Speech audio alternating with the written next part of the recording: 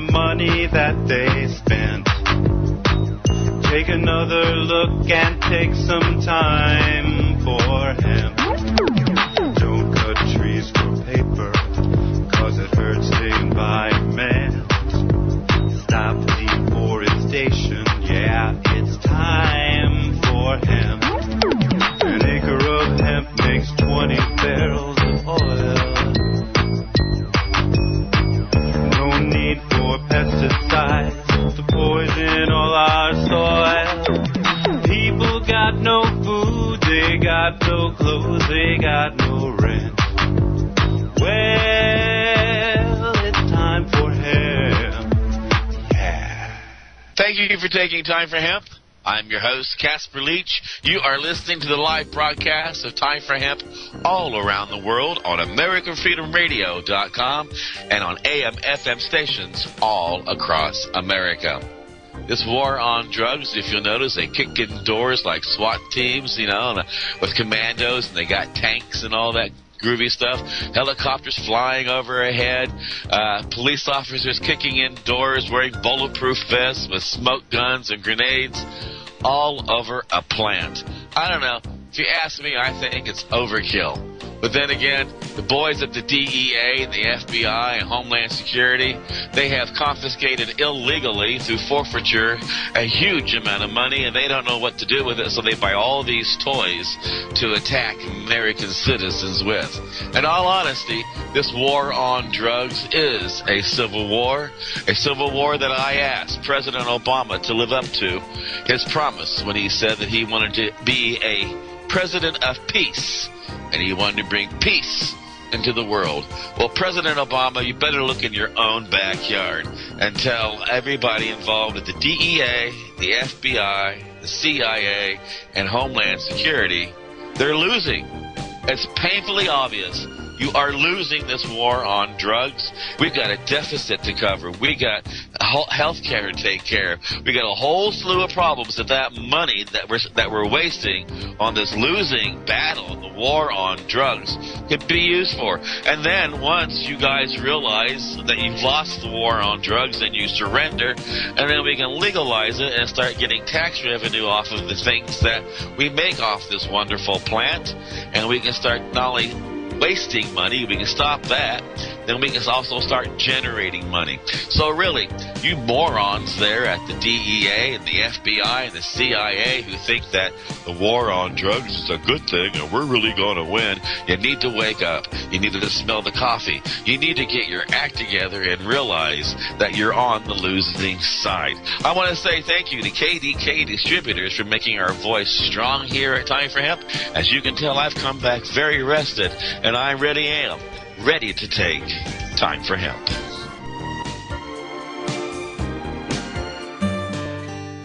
This is novelist Tom Robbins. When my mother was diagnosed with glaucoma, her conservative Virginia physician told her there was only one treatment that might ease her pain and save her eyesight. That treatment was medical marijuana, which he could not prescribe.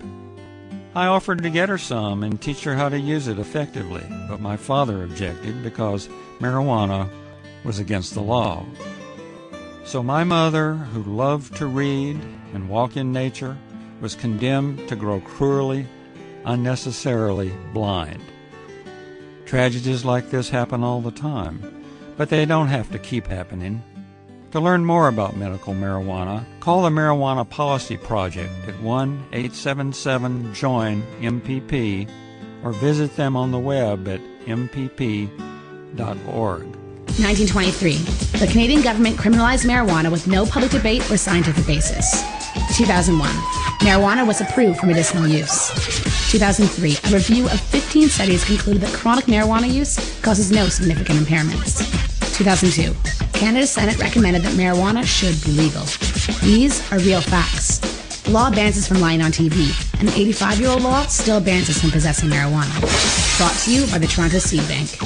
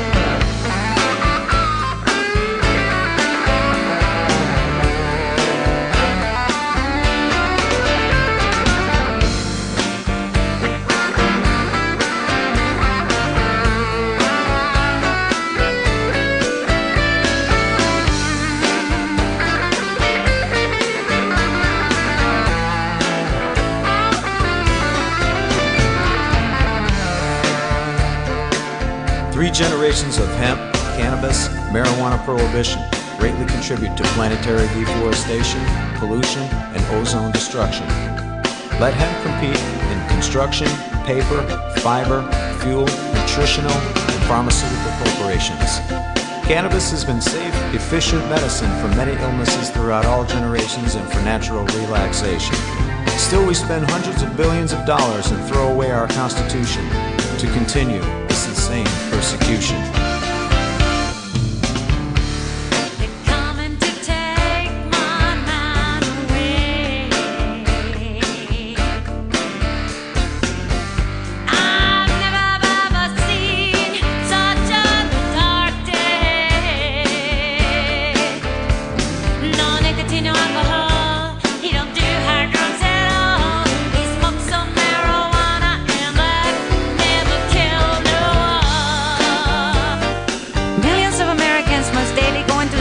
looking for their medicine. They, their friends, relatives, and physicians constitute a large segment of the 11 million otherwise law-abiding citizens with criminal records due to this prohibition.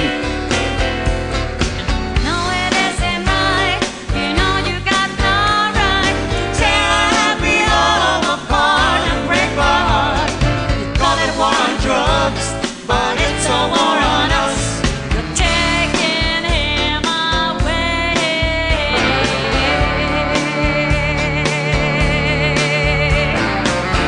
Where's freedom?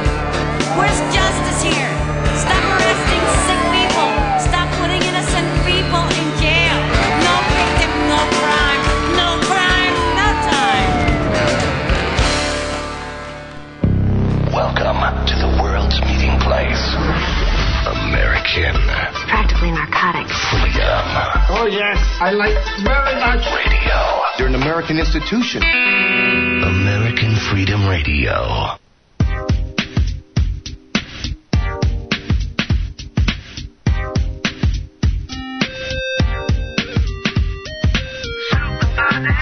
Hot tonic, tonic. Hot tonic, tonic. Hot tonic, tonic. Hot tonic, tonic.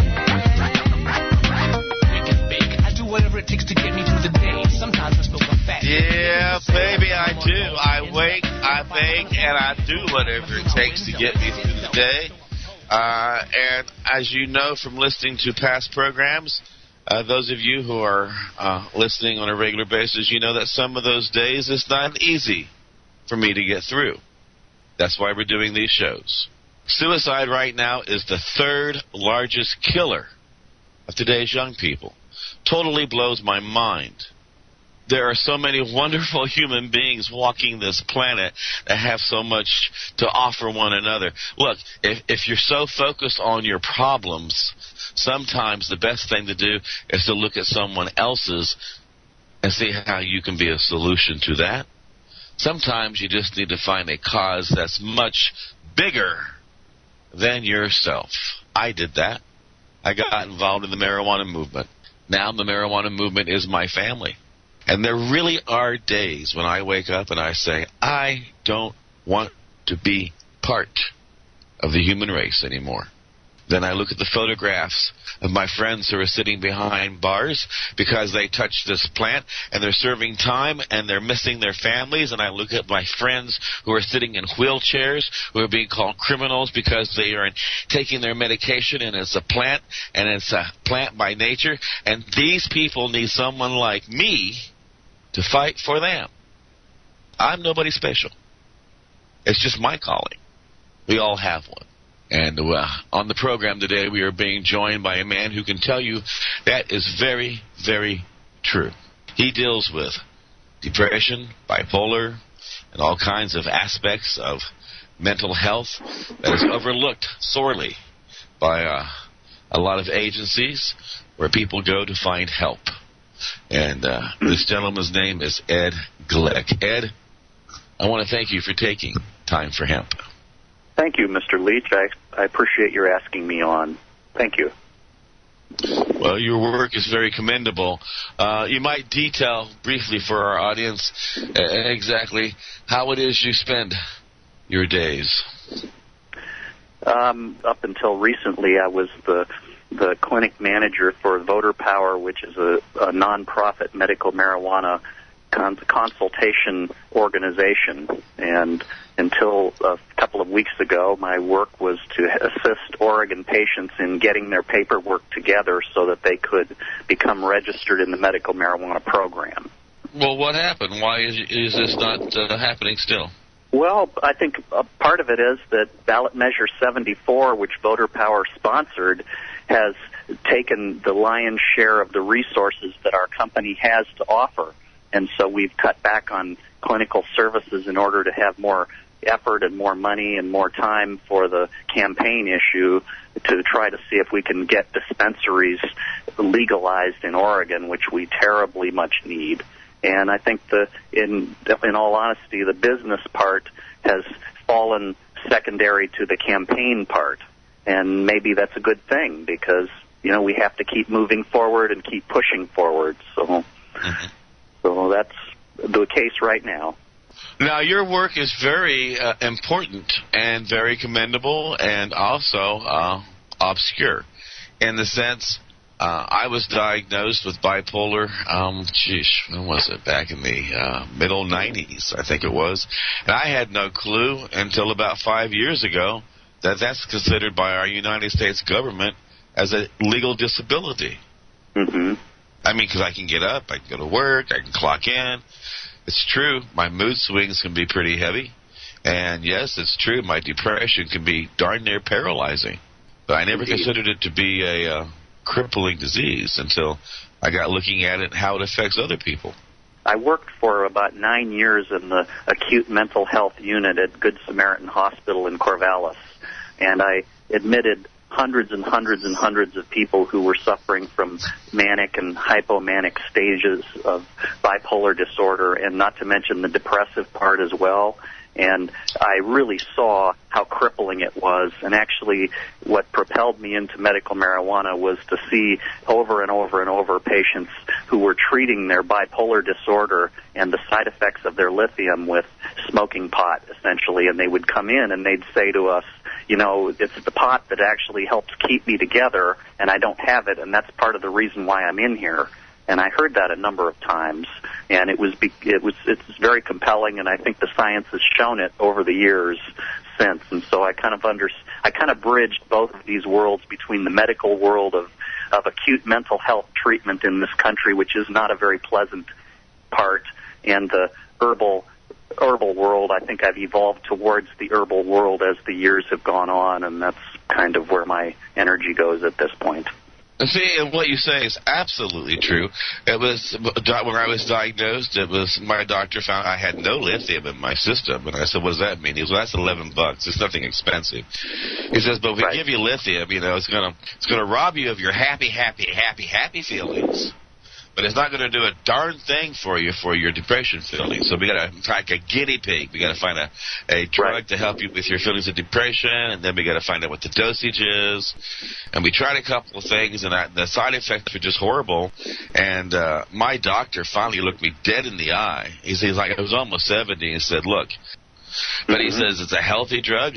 I got patients that I prescribe it for, and it totally blew my mind that my doctor told me what I'd been smoking was exactly the only thing I needed to rescue me. Let me say that word again, to rescue me from all the horrible symptoms that come from bipolar. Casper, you were blessed to have a physician who was that aware and that open and who could actually watch what his patients were doing and respond to it, because mostly, even today, 15 years after California Proposition 215, essentially most of the medical system in Oregon and most of the medical system in this country is closed to the whole idea of using cannabinoids to treat bipolar. It's still remarkably closed to it, and that's a frustration because basically there's vast amounts of evidence to corroborate exactly what you're saying, which is that people dampen down the excitable, especially for PTSD. There's overwhelming evidence of Iraq war veterans and people who suffer from terrible nightmares because of their service. and they basically use cannabis to treat the excitable nerve impulses, just kind of the same way that morphine treats pain signals. It blocks them off. Cannabis blocks off excitable nerve impulses and actually blocks off also the very depressive nerve impulses. It balances. It's a mood stabilizer, essentially. And when patients start realizing that this is a good thing for them to use, they need to embrace it. And if you find yourself out there suffering from depression, get help. The biggest problem we have sometimes is women are more apt to go get help. Though they get the blues, they cry, they come in, they think it's changed their life, talk to some mother, they find the problem, bipolar, it works out. Okay. Guys, they're too ashamed to go in and say, I spent the last 3 days sitting at home crying. That's not very manly. Or right. I've been throwing these temper tantrums and these fights with my wife or my kids all the time. Because it sounds like you're out of control. And so men are less apt to go and get help. And then they also consider the attempts on their own life to be a little bit too dramatic and over the top, and they don't understand it. And so they just get quiet and they withdraw, and it makes it worse. Right, right. Well, families have an incredible role to play, and anybody who ever has a family member who's suffering extreme mood swings or irritability that's really uncharacteristic of them or that puts them into a dangerous position, that family member can help them by checking in and by, if necessary, getting them help. And where I worked, we actually did a great deal of good for people because we took people who were in serious jeopardy of killing themselves and we put them into a safe place. And I always counted on the unit that I was running as a safe place, as a refuge. And I was not, almost all the time, I was not the nurse with the hypodermic needle of Haldol, but I was the person who was letting somebody go out and smoke a cigarette, relax, have some Ativan and some cheese, basically cheese food, and go to bed. And they would do that most of the time. And so, the acute care hospital has a place to play for acute emergencies, but families are the ones who really pick up when somebody is going too far into an extreme emotional state that they aren't stable or comfortable with. And see, another aspect, too, is that people look at their family members or friends who are going through depression, and they always think, well, they'll get over it. They'll watch a comedy. They'll see somebody will make them laugh. It'll a couple of days. They'll be fine. And they don't realize, and I didn't realize, and many people who have bipolar don't realize, that bipolar is a disease that in many cases truly is fatal. Just like if someone says you have cancer, from that disease of cancer, you got a fatal outcome. If you got bipolar, unless you get your act together, I'll let you tell people why, this can be a fatal disease. Why Absolutely. Is that? Well, essentially people who, especially in extreme depressive states, are actually likely to kill themselves. There's a significant chance of somebody impulsively killing themselves because they're so depressed, they have so little energy, they have so little vitality or desire to live. And the converse is that people who are incredibly manic, we used to have people who narrowly avoided death, driving cars off of roads or doing incredibly foolish things like hanging out on railroad tracks with trains around, or especially with automobiles driving too fast. And we had suicides. It really is true. Those extremes are lethal, and untreated, it's a very, very crippling disease. And people absolutely need to be treated. Absolutely, if they want to live. And the treatment is over the many years that I've been in nursing. It was refined and it was more and more refined with medications that had less side effects, with behavioral modification and support, and really support therapies, which took greater prominence, which was basically helping people understand what was going on with them and helping them cope and retrain into new behaviors and avoid behaviors that were causing extreme mood shifts, like, for instance, drugs and alcohol. And drugs and alcohol are associated with bipolar disorder.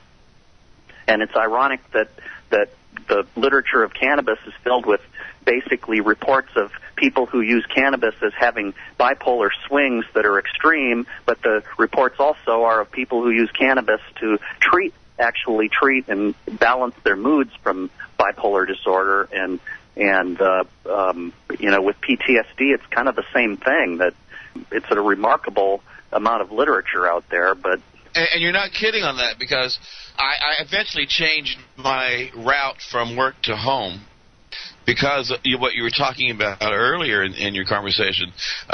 My mom passed away. It was just a horrible hole left inside me. In fact, that hole is still there. I can't ever refill it. It's a pain I can't ever touch. And, when you're driving and it's snowing and and it's the holidays or whatever, and you get really freaking sad.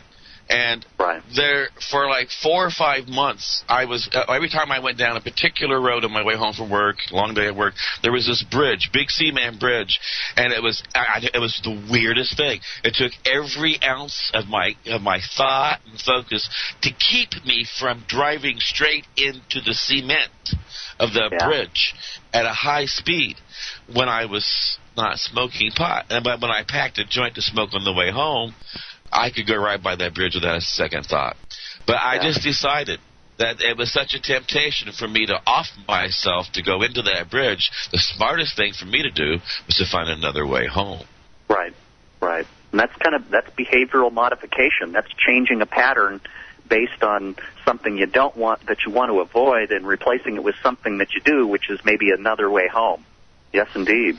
And it's important also, Casper, to point out that, cannabis, I know a lot of people who have treated bipolar and PTSD symptoms with cannabis, but I also know people who have had bipolar symptoms who shouldn't use cannabis, or they should be very careful on the strain, and it's basically just like another medication. It has to be treated essentially the way medications are treated, which is the lowest effective dose. And especially with cannabis, finding a strain that's very effective for the particular symptoms that somebody is suffering from. And cannabis strains, as you probably know, have a tremendous variety of relationships of cannabidiol and THC and CBN. All the cannabinoids have tremendous variability depending on strain. And so, anybody who's considering cannabis therapy should be doing it very carefully, and hopefully with a physician or a nurse practitioner who understands and who can guide that process in conjunction with pharmaceuticals that they may be taking, because it is essentially a drug, and it has to be treated with kind of that respect that you treat all medications with. It does. It absolutely does. And it is, like you said, it is very effective. I can honestly tell you that if I've gone 3 or 4 days without smoking herb, honestly, I start thinking things like, why am I still here? Who really cares if I'm alive? Wouldn't the world be just a better place if for some reason they found me dead in the morning? But, and my friends even know that if I start getting like that or talking like that, there's no pot in my house. They show up and give me a joint and get me back into my right frame of mind. So the people listening, you've really got to understand, depression is a problem that can be dealt with. Suicide is a permanent solution to a temporary problem. We're going to take a commercial break. We're going to pay our bills. And when we come back, we got a whole lot more to talk about. So please hang around and let your friends know it is time for hemp.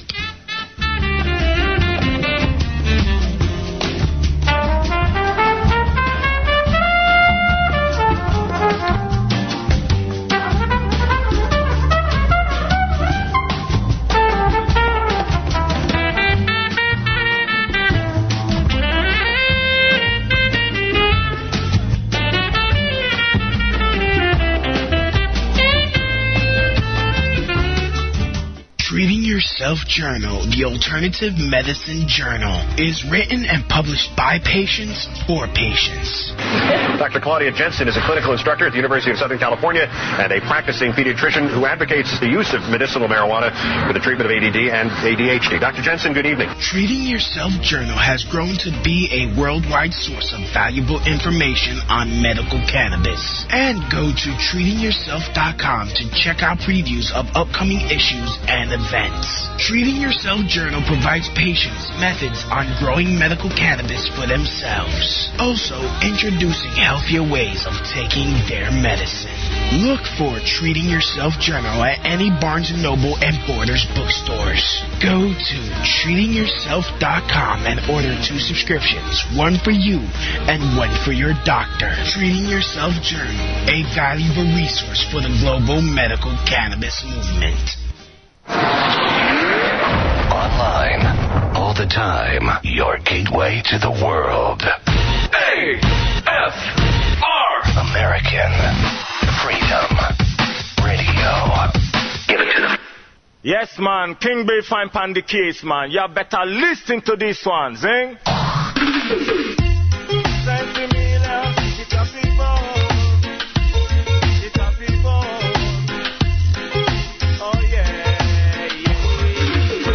Plantation, then got your papa bun.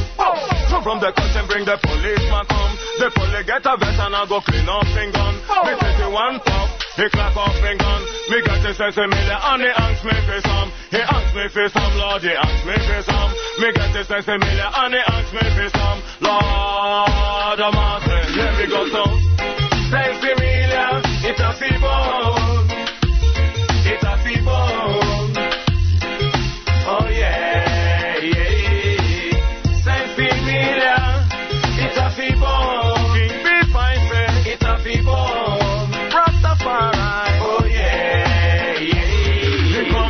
The gun in the corner, him say pass me the telephone tower. And when he take one puff, him start to pick up. Him take another one, him start to pick up. Him get serious, him take one puff. He say what is this? I say Sensimilia. He went to wrap up the case to the doctor. Say he went to wrap up the case to the lawyer. Them all say Sensimilia, it's a feeble. It's a feeble. Oh yeah.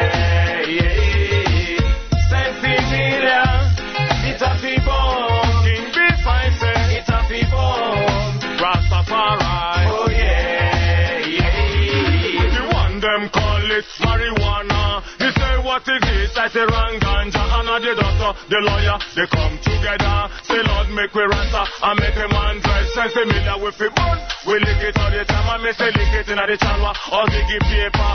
Rasta people all over the world, let's come together and burn the fire. They go so.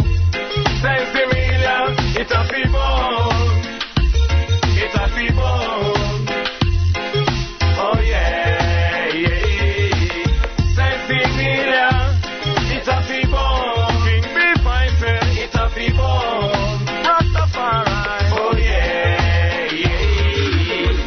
They come in one in a million. King B fine say me no go stop. Babylon puppet tell you say make you they smoke cigarette. They know say cigarette will give you the cancer. Burn them. Me come to tell you a rasta people say not sense similar with it burn. Again we lick it in the morning, we lick it in the night. No matter what the wicked man wants, they say me go so. Sense similar, it's a feeble. It's a feeble. Oh yeah. It's a people, King Big Fine say it's a people, Rastafari, oh yeah, yeah. He come trip on the gun in the corner, him say pass me the telephone tower, and when he take the one puff, him start to pick up, him take another one, him start to pick up, him get serious, him take one puff, he say what is this? I say Sensimilia, he went to wrap up the case to the doctor. He went to wrap up the case to the lawyer, them all say.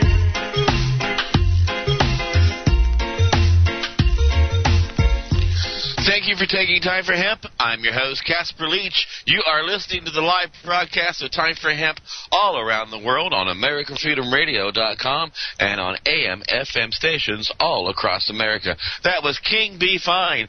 I got a request from Amsterdam. to play King Be Fine. He's a pretty big hit over there, and, of course, we love him here at Time for Hemp. And I want to thank my friends in Amsterdam and, of course, Liverpool. And I want to give a big shout-out to Jason Crawford in Indianapolis for listening. And it's nice to know that we have people who tune in on a very regular basis. Tonight, we are focusing on marijuana, but we really have shift gears on topic. And it's because it does hit home to me. If you've been listening, you know I've walked this path. And when I woke up and heard that suicide is the third largest killer, holy crap. People are sitting at home and they're being convinced to off their own self. I mean, the terrorists couldn't do any better. It blew my mind because we have such a wonderful world around us, and suicide is a permanent solution to an absolutely temporary problem. Suicide is not chosen. It happens when pain exceeds resources for coping with pain. With that said, if you're sitting there thinking about offing yourself, look, we love you here at Time for Hemp. Call the Suicide Prevention Lifeline, 1-800-273-8255. Start there and then begin to find somebody inside yourself, meaning your own best friend, who can learn to care for you. On the program tonight, we have someone who has dealt with suicide and a variety of other aspects of depression, Ed Glick. Ed, thank you for being part of our program and taking time for hemp. You're very welcome, Casper. I just wanted to interject that you mentioned how suicide is a permanent way out. I wanted to also emphasize to your listeners that suicide is absolutely devastating for the people who are left, for the children and for the wives and the husbands and the family members who are torn to pieces emotionally by this event. And I want people to understand that suicide carries a ripple effect through families that's devastating for families. And there's another reason not to do it, because it destroys the families that have to experience this. And I just wanted to add that into what you were talking about, the permanence of suicide. Yeah, because we all go anyway, so why rush it, correct? Yes, and this is an absolutely beautiful world, and I personally take my refuge in nature and in plants and in animals and in trees and sky, and that's where the basis of all life for me exists from. And as long as I'm in touch with that reality, it helps me as my mood stabilizer. But everybody chooses their own mood stabilizer. Now, it is the third largest killer of today's youth. There's elderly people who are opting for assisted suicide. They're coming back from war, offing themselves because they can't deal with the fact that they've had to kill a dozen people in the name of oil. And there's a variety of other aspects that go to this. Now, what I could never understand is, look, I'm a pot smoker, and I'll stand right in front of the middle of the White House and say, I'm a pot smoker. But when the topic of suicide comes up, I shut up. Now, Mike Wallace opened up, made me feel better. Jim Carrey opened up, talked about how he tried to kill himself on TV and made us feel better. Patty Duke Austin. I mean, we know conversations. That's why I finally did this, thinking that if someone's listening and they have any respect for me as a person, maybe just listening to me will make them see that I got through it so they can too. But why is it that it's still a taboo topic? You know, I think there's a lot of sociological reasons for that, but I think our society has taboos. Every society chooses to deal with certain things openly and honestly, and certain other areas of life we choose not to. And mental illness is something that has so much stigma attached to it in all of its branches that families have a terrible time understanding it and being able to cope with it, where we have understanding of physical illness. If somebody has diabetes or heart disease, it's completely understandable that they have a disease process that does things to their body that affects them. But with mental illness, it's in the shadows, it's in the brain, it's in the mind, it's in the behavior. It's not something that has these gross outward manifestations of disease where the behavioral issues are huge. And I think that the society doesn't have subtlety to deal with these things on a deep level where we can understand heart disease and diabetes. We don't understand, and we're fearful of mental illness because it's our soul that's being affected. It's our life that's affected, not just our kidneys or our heart. And I think that's part of the reason. And when you talk about it being a physical disease, I did find it's like my mom and dad saying, "Oh, well, now we can understand. Oh, now it makes sense. Oh, well, okay, now we know why you were such an asshole all of those years," or whatever, And they could grab onto it, but I have to tell myself, Casper, that is a chemical imbalance. Stop it. Right. Now, you're right. There's just people out there that need to know that. Let people know that it is a physical thing, please. Right. This is a disease process in very much the same way as physical diseases are, and the neurochemistry is a big part of the issue. And I was just remembering as you talked that in the 70s, when I first became aware of mental illness, I wasn't even aware. The whole society didn't know what bipolar was. We kind of had an awareness of manic depressive disorder. But I remember in schools and in high school and in college, people who now I look back and they were bipolar, having manic episodes, and the school didn't know what to do. The administrative people didn't know what to do. Society didn't really recognize this at that point as an illness the way we do today. Today we understand a lot more about it. And I think part of it is an education process of society that takes generations to integrate that. I know that people don't hesitate when they go to apply for a job and say, well, I'm diabetic or I got arthritis or... Right. But, people do have a problem when they start going to apply for a job and say, well, I'm bipolar. Yep, indeed. Well, that's part of the stigma right there. Stigma is the assumption that people with mental illness are inherently less stable and less functional, and actually that's not the case. In many cases, people with physical illnesses can't get out of bed. I know a lot of people who suffer tremendous physical illness, and they're not very functional. And so we're all on that continuum of health in different places in different parts of our life, and part of the society stigma is to say that somebody who has who's ever had a diagnosis of bipolar disorder is somehow not capable of responsible living, or who is not somebody who we can trust to be safe. And obviously that's not true at all. No, they just need their medicine and understanding humans around them. Now, you also talk about another problem that I've dealt with, and it probably comes from my bipolar, is insomnia. Oh, my God. Sometime in December, I wake up one morning and I don't go back to sleep for almost 2 months, really. I'm up 24 hours, I sleep 2. I'm up 48 hours, I sleep 6. And nothing will put me to sleep. And it just tries, and I get physically sick, almost to the point of stroke and heart attack. Right. Well, that's a sign, when those types of irregular moods or energy bursts occur to the point where normal sleep-wake cycles are really seriously disturbed. That's a place where families start to see it, and where really supportive families who know and trust. And when there's a strong trust bond going on, they're able to intercede, and the person who suffers those things is able to get the help early on before those types of episodes become extremely severe. Because sleep deprivation is, one of the first things that happens in manic periods. And in depressive periods, people don't sleep. Now, you and I understand this. Now, you spend your time convincing boards of people and committees of people that there are patients that are really patients suffering from this. It's not just like because they're cranky today and they didn't get their M&Ms at lunch, and that marijuana really is a good thing. Well, I started in 2006 petitioning the Department of Human Services of Oregon to increase the list of debilitating conditions for the medical marijuana program to include mood symptoms like severe agitation and insomnia and PTSD symptoms.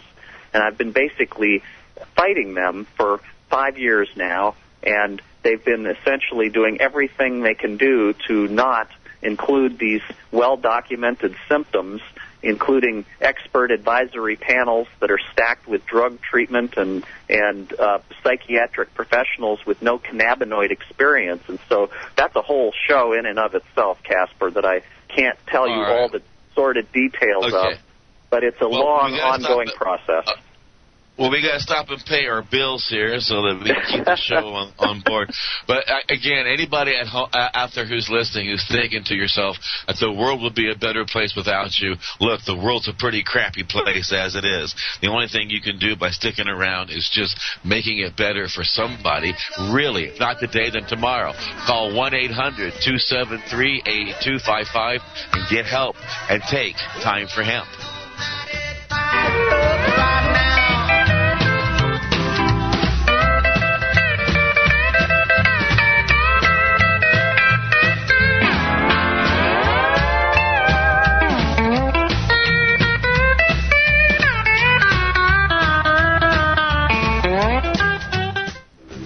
THCF Medical Clinics are the premier medical marijuana physicians clinic in the USA.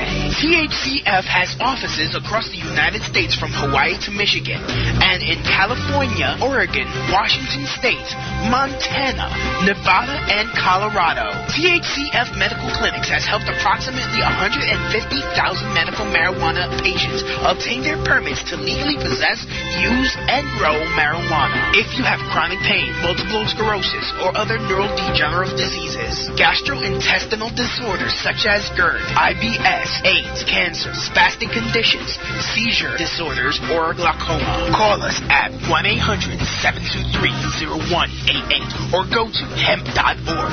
That's HEMP.org. THCF Medical Clinics at 1-800-723-0188. No rules, no rules, no taboo topics, no taboo topics, no fear of doom, no fear of doom. We are American Freedom Radio, American Freedom Radio. Listen to Time for Hemp, hosted by Casper Leitch, Monday through Friday, 11 p.m. to 12 a.m. Central, only on AmericanFreedomRadio.com.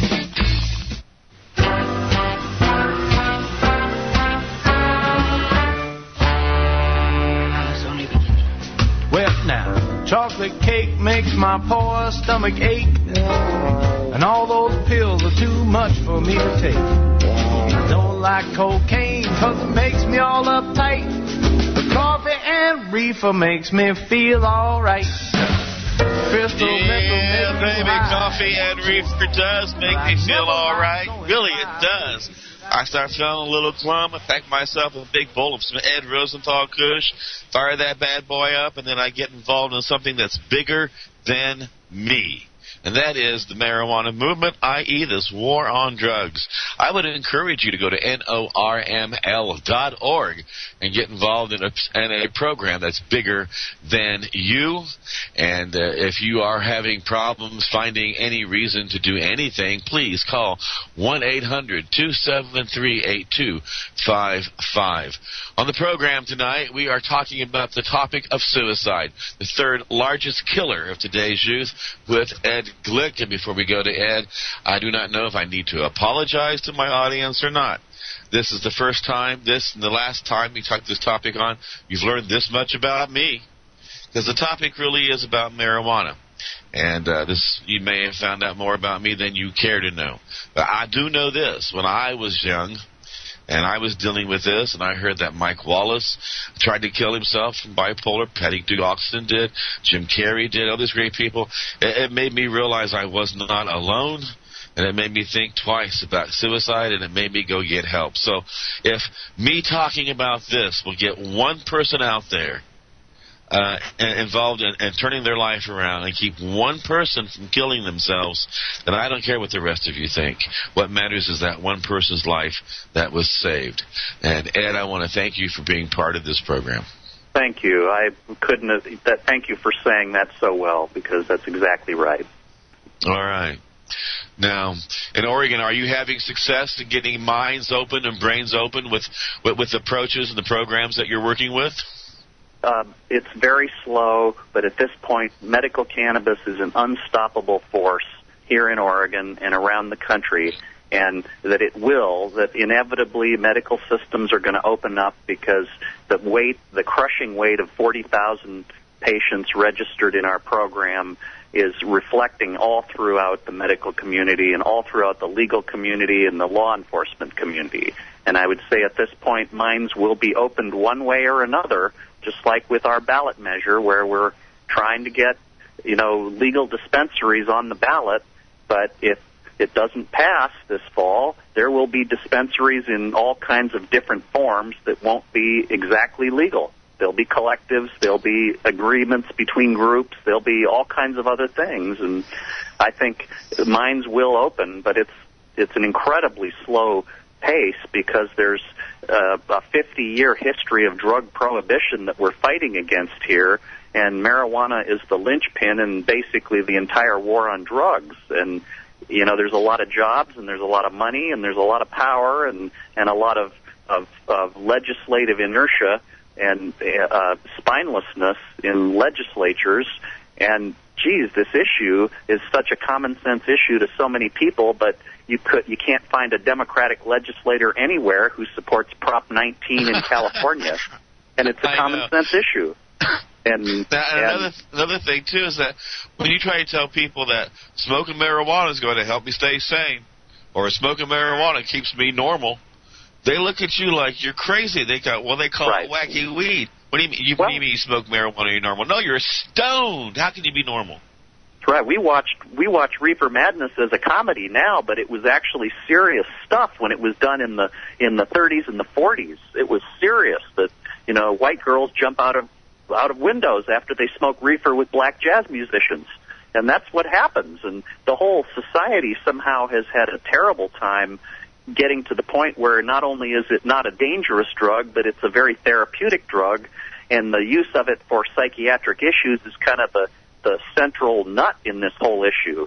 People can understand that it's good for reducing nausea from chemotherapy, but the idea that it reduces anxiety and agitation in somebody, like a veteran from the Iraq War, people don't understand that because, again, our society is very frightened and we stigmatize mental illness, and marijuana is right in the middle of that. And so it's, I think, a lot for especially the medical community that has virtually no training in it.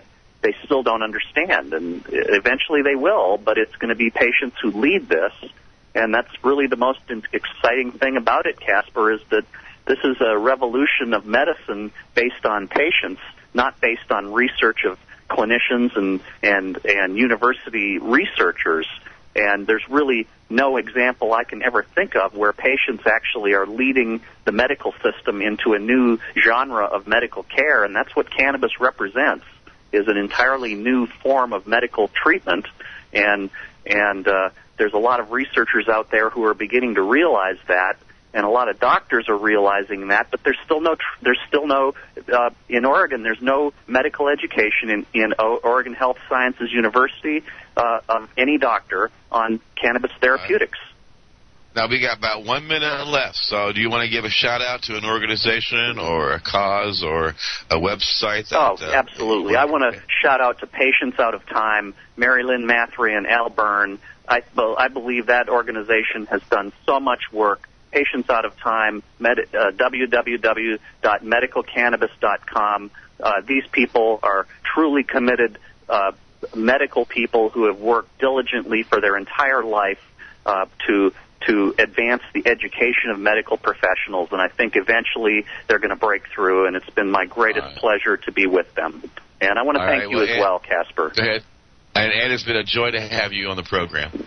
Yeah, thank you so much. And those of you who are at home listening, remember, if you are really feeling too glum that you can't make it through the day, please get help.